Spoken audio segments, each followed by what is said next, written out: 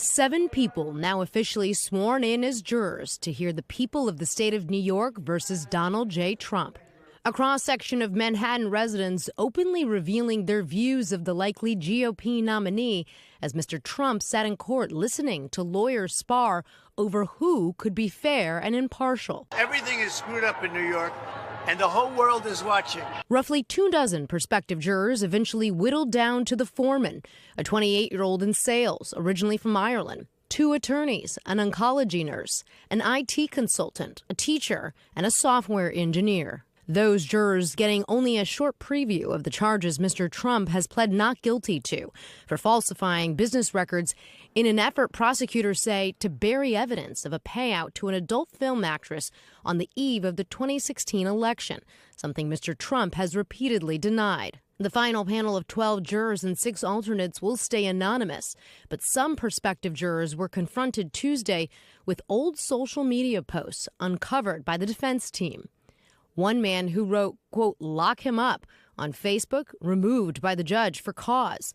Others expressing support for the former president. The often tedious nature of the jury selection process turning into almost an impromptu focus group. One woman saying he stirs the pot.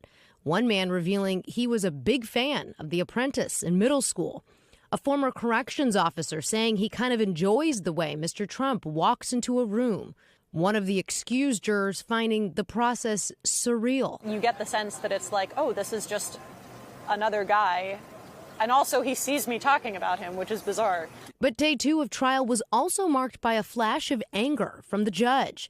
Appearing disturbed by something inaudible, Mr. Trump apparently muttered as a juror was questioned about Facebook posts, scolding the former president, "I will not have any jurors intimidated in this courtroom." So, Laura, jury selection, which was going so slow, suddenly, oh, we've got 6 jurors seated. We've got 7 jurors seated. So how does this affect the timeline? I think it's going to start to move a lot faster now, guys, because remember, they only have a certain number of strikes for any reason they want. You can't use race or gender or anything like that, but otherwise you can strike them for any reason you want. And now both sides are only down to 4 strikes left, and they still have a ways to go. They still need to get 5 jurors and 6 alternates. So court will start up again with a new batch of people on Thursday. Hey, thanks for watching. Don't miss the Today Show every weekday at 11 a.m. Eastern, 8 Pacific on our streaming channel, Today All Day. To watch, head to today.com/allday or click the link right here.